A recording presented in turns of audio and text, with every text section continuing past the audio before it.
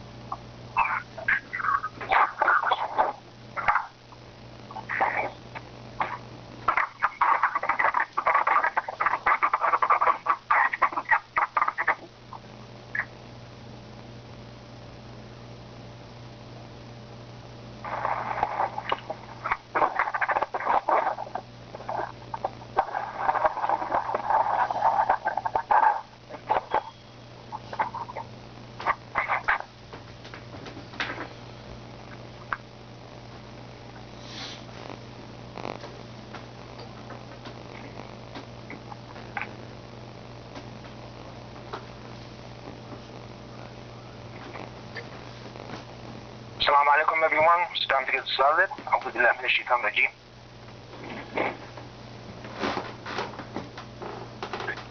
الله الكبير. بسم الله الرحمن الرحيم.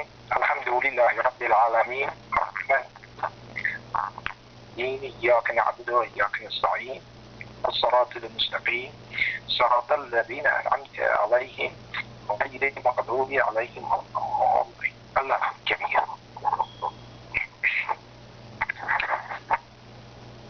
Today, alhamdulillah, we are here, and this is a huge opportunity for us to redeem ourselves and repent to our Creator. And that means that we quit doing all the stuff that we've been doing before that was disturbing to God, and approached His limits. So what we have to do is we have to make sure that we do not repeat those things. That's the idea of repentance to God. That we make a promise to God that we are not going to do those things and do not enjoy those kind of behaviors that we had before. That was as I said, it was approaching God's limits. And God warns us about that we cannot do that. If we do that, we are going to suffer the consequences, because God has created the laws, and those laws are based on the idea of mathematical equations in this universe, and we have to follow that and do not disturb the balance that God has created. We have to make sure that we are grateful to God for this vision that He has given us. God says that He gives wisdom to those people. Like Luqman, for example, he had wisdom and he understood how God's system actually worked. And so he tells his son, he advises his son not to commit shirk or idol worship, set up a partner for God, which is the most horrendous thing that somebody could do.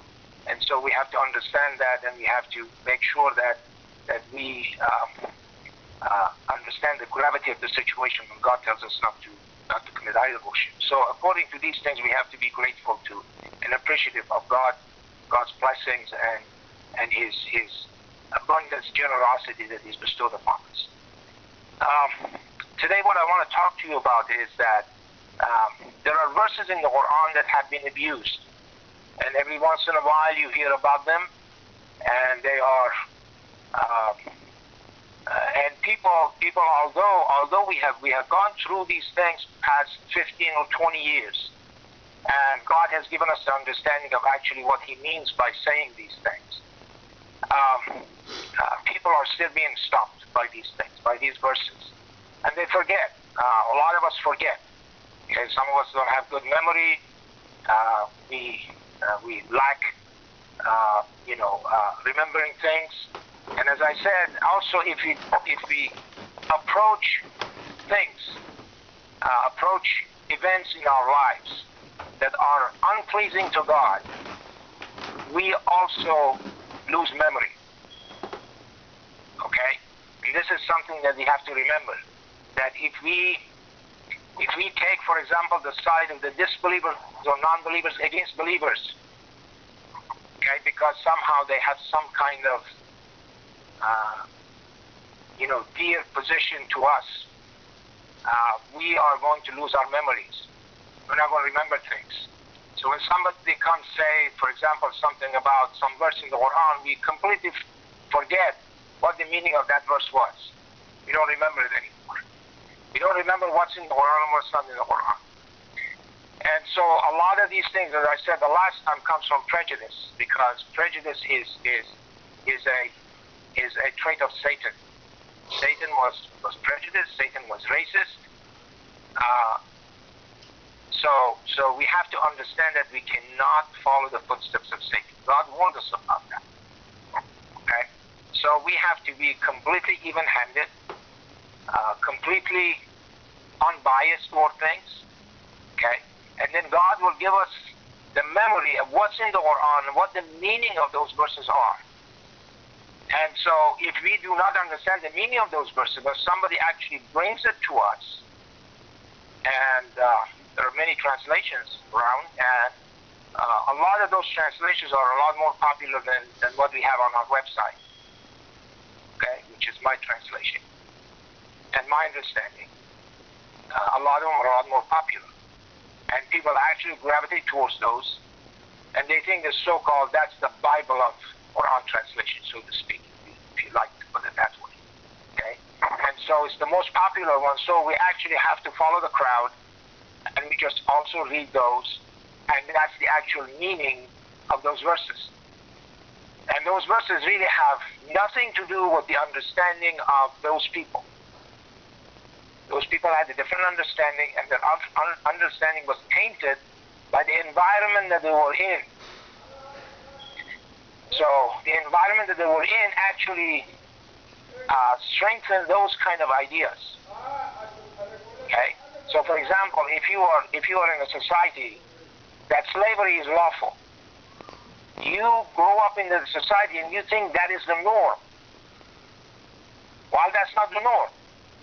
Then you open up the Quran, and the Quran says free the slaves. And that's really heavy for you, because now there's a complete shift in paradigm. Okay? The model that you thought of a society, paradigm is model. The model that you had from the society in your mind was slavery. And slavery was a normal way of life.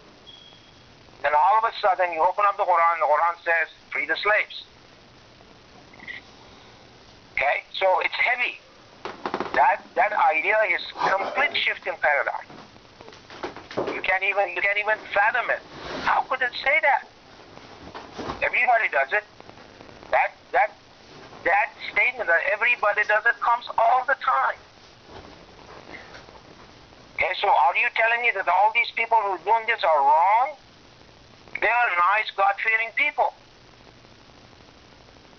Okay. But these were the people who misunderstood everything.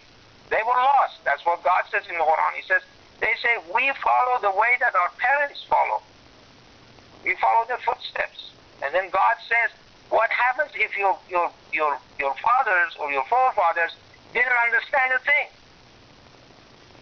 Did you investigate that? Did you understand it? Or you just went by that way? That's what you're supposed to do, without any questioning. Okay? So that's why a lot of times that Quran comes in there, or you understand the correct understanding of these verses, then you say, how could all these people be wrong? How could Rashad be wrong in translation of this verse? Okay? How could Yusuf Ali be wrong? His translation is the most popular translation in the world.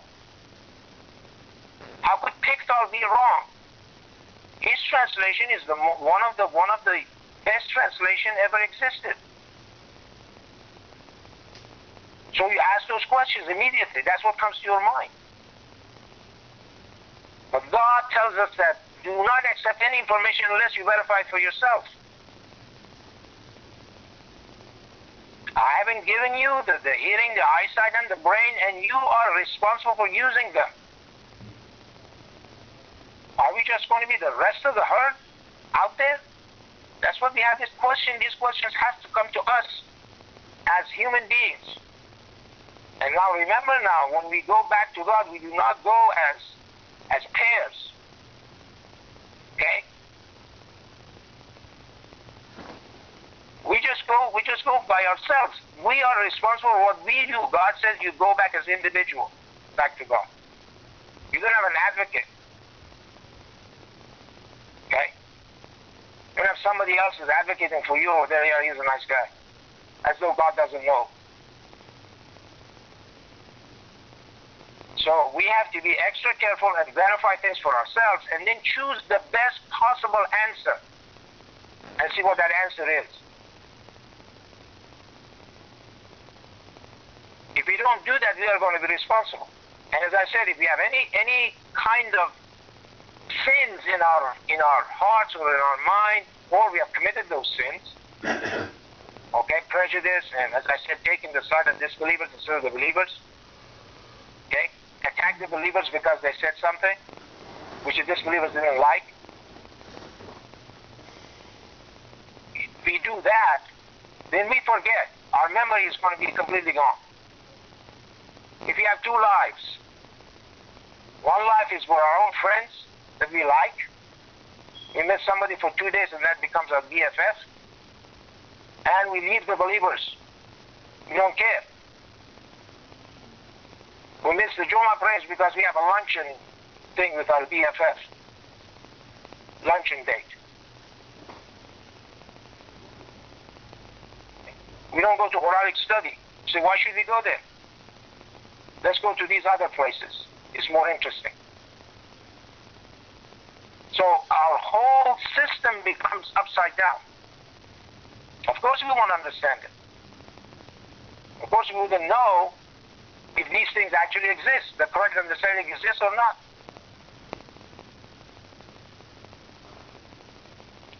So we have, as I said, we have to be extra careful about these things. And as I said, those verses that are not understood, and it's been advocated by the other side.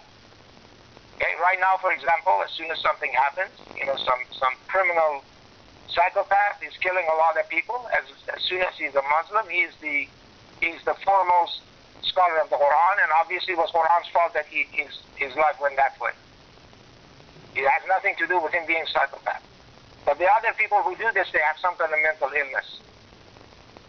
They're okay, but they have mental illness. Except this guy. This guy is the foremost Quranic scholar. And it was Quran's fault. And then they go immediately to those verses, and they say, yeah, look at this verse. This verse tells you to do this, to cut off heads. So ISIS does it because they know they understand the Quran. And the guy opens up Yusuf Ali's translation, which is the most popular one, and say, yeah, of course, it says it right here. So why should I go further? This guy really understood it. Okay? So then we get mad. Then we get mad, we could get violent. Okay? And we forget what Ali said. Who cares what he said? Doesn't matter. Okay? His is not in print. It's on the website. We like a book that we can read. Okay? All kinds of things come in. Okay? And so before we know it, we basically join this group too. We say, yeah, let's just join these guys. They seem to know better, okay? And so all kinds of things, details come into this equation. Okay? And as I said before, we know it, we are off the right path, off the straight path that God has told us that we have to follow. So I'm going to stop here and we'll go ahead and then I will discuss the rest of it in the second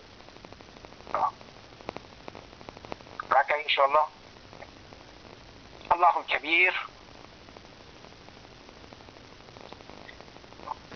بسم الله الرحمن الرحيم الحمد لله رب العالمين الرحمن الرحيم مالك يوم الدين إياك نعبد وإياك نستعين اهدنا الصراط المستقيم صراط الذين أنعمت عليهم غير المغضوب عليهم ولا الضالين الله كبير. So what I wanted to now to talk to you about is the verses that I want to talk to you about, this 8:12 actually. This 8:12 is one of the most abused verses in the Quran. And as I said, people come in here and they tell you this, and if you don't understand the meaning of this and you haven't read my translation, my understanding, you'll probably get mad. And there's no answer that you can have, and so you just go along with this. It says, this is 8:12, it says, remember thy Lord inspired the angels with the message, in parentheses. I am with you, give firmness to the believers. I will instill terror into the hearts of the unbelievers. Smite ye above their necks, and smite all their fingertips off them. This is Yusuf Ali's translation. Okay, this is the understanding that he had. Okay, so somebody who wants to tell you that the ISIS is right, and ISIS or Quranic scholars, they tell you this verse, and then they also neglect that says, remember thy Lord inspired the angels. They just delete that, and they start with this, I will do the terror, and then you shall smite or strike. Okay, this is one translation. The other translation is, when thy Lord inspired the angels, saying, I am with you, so make those who believe stand firm. I will throw fear into the hearts of those who disbelieve, then smite the necks and smite them each finger. This is Pickthall. This is Pickthall's translation. Okay. Now we go to Rashad's translation. See how Rashad understood this. Rashad felt very uncomfortable with this verse. Okay, so he puts a footnote here, says lessons from history. I'm sorry, it's subtitle. There's lessons from history. And then he says, recall that your Lord inspired the angels. I am with you, so support those who believe. I will throw terror into the hearts of those who disbelieve. You may strike them above the necks. So he didn't say you strike, he said you may strike. Okay, so this shows the feeling of how uncomfortable he was with this verse. You may strike them above the necks, and you may strike even every finger. And then he said, he puts a footnote here. He says more discomfort with this verse. He says, all wars are governed by the basic rule in 68 and 9. You can read 68 and 9 by yourself. Okay, so he tried to explain this away somehow. Okay, which shows how uncomfortable he was with this verse. Okay, so we come here, and this has been on our website for the past 6 years or so. This is not a recent understanding. This is something that has been there for the past 5 to 6 years. Okay, so here we go with this understanding that we have. When your Lord inspired the angels that I am with you, therefore you shall strengthen those who have faith. I will soon throw terror in the hearts of those who have no faith. Therefore you shall disrupt all communications, and you shall disrupt every need. Okay, so I put my name there for completeness because that's a fact. Okay? Some people say too much humility is also a sign of arrogance. Okay, so this is my understanding. And this is the correct understanding. Let's understand this. When was the last time that the angels cut off heads? When was the last time that the angels cut off fingers? Okay? The word a'naq in Arabic, or the word anaqa, the root word, means something like a voice box also. That's one of the meanings. Okay? So the angels, God says, you know, they blow winds this way or that way. That's what they say. Okay?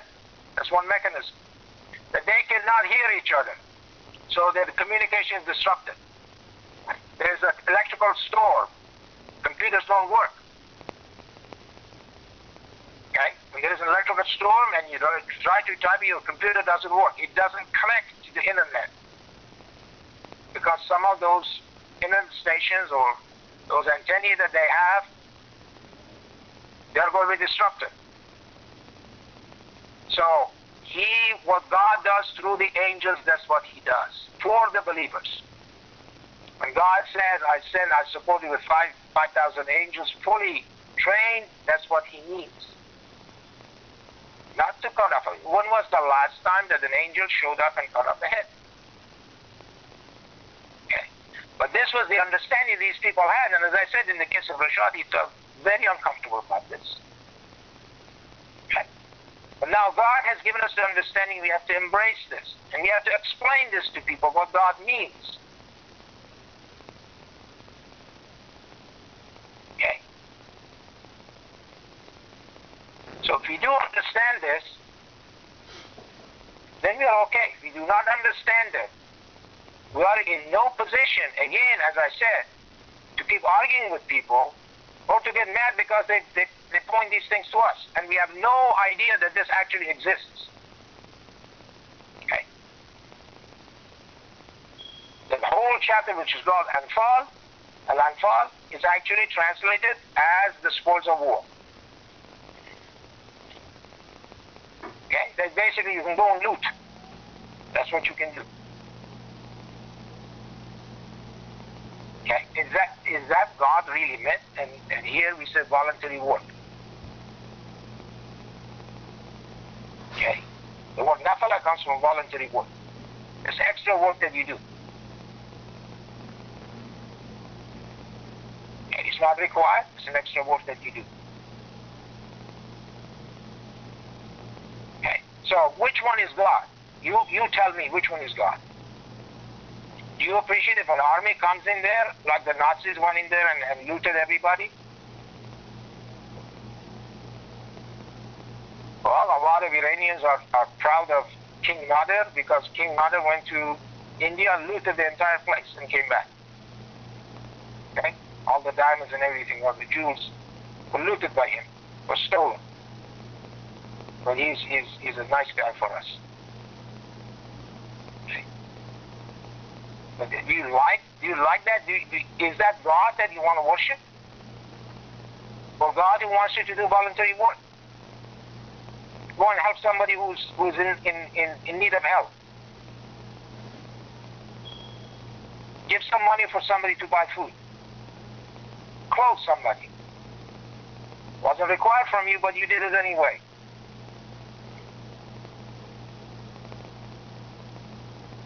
So we have to understand this thing, that we have to be the judge of all of these things.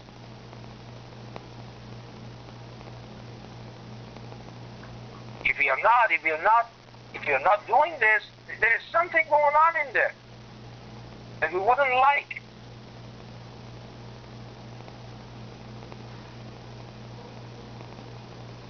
And again, as I said, if we do not understand these things, and as I said, we forget for those reasons that I just said. Okay? Those reasons that I just said. But we forget what's in the Quran. We forget why we are reading these things. We know which one is which.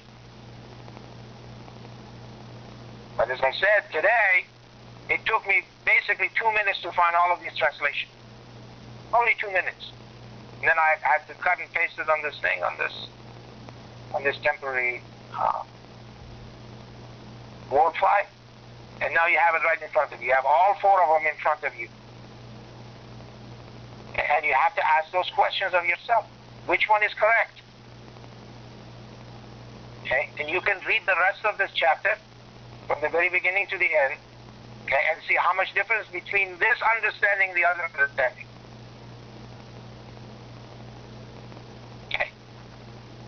That's why I refuse to print this, because we learn so much from the Quran that God is showing us and He teaches us all the time.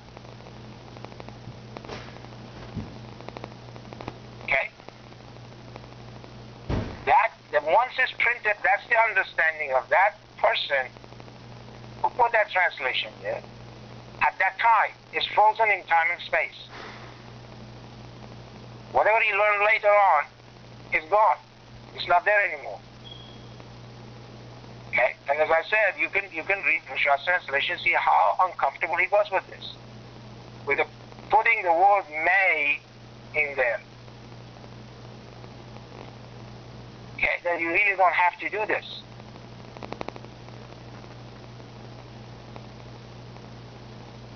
Okay, so again, as I said, our responsibility is also a lot higher because of this. And again, we have to gravitate towards God. And when God says, stick around with the believers, we cannot go and take the side of the disbelievers against the believers.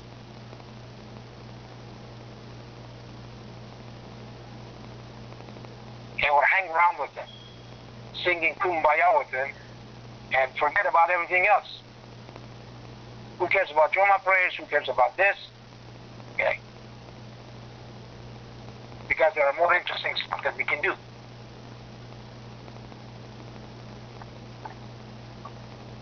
So we have given all of this tools. Not only that, everything that we say is coming with a proof. This is supposed to be here and supposed to be saying this. And he shows the importance of this verse.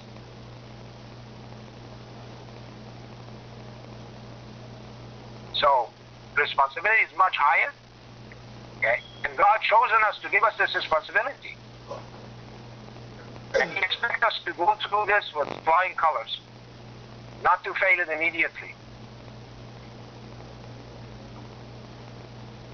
Okay, I'm going to stop here and we'll do the rest of our Jummah. Allahu Kabir.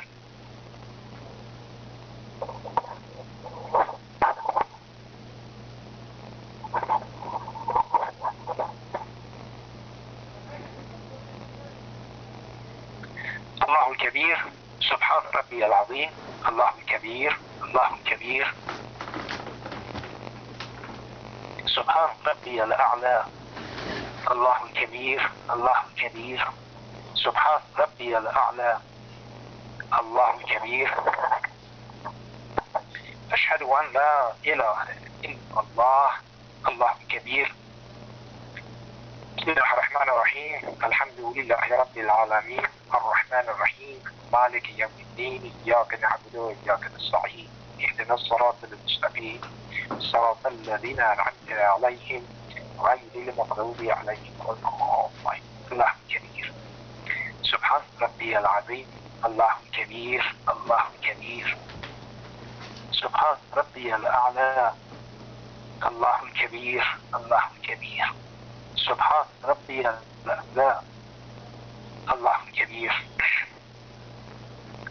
بسم الله الرحمن الرحيم الحمد لله رب العالمين الرحمن الرحيم مالك يوم الدين إياك نعبد وإياك نستعين اهدنا الصراط المستقيم صراط الذين أنعمت عليهم غير المغضوب عليهم ولا الضالين الله كبير سبحان ربي العظيم الله كبير الله كبير سبحان ربي الأعلى الله كبير الله كبير سبحان ربي الأعلى الحمد لله الذي لم يتخذ ولدا ولم يكن له شريك في الملك ولم يكن له ولي من الذل الله كبير أشهد أن لا إله إلا الله السلام عليكم السلام عليكم Okay, تقبل الله everyone. Allah be for me tonight. Everybody.